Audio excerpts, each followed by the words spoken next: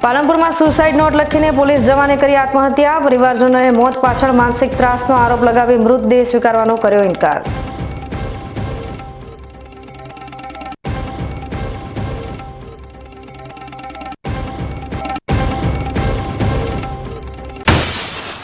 પાલનપુરમાં બાળરોગ નિષ્ણાતોની દ્વિદિવસીય conference. Kangaroo mother care પર Banas medical college ખાતે યોજાયો વિશેષ વર્કશોપ।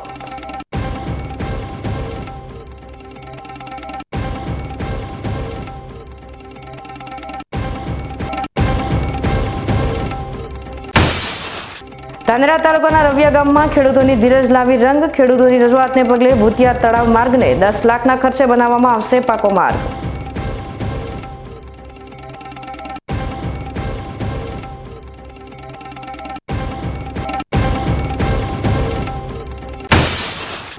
અને ખેડૂત પિતાનો દીકરા માટે અજોડ ત્યાગ।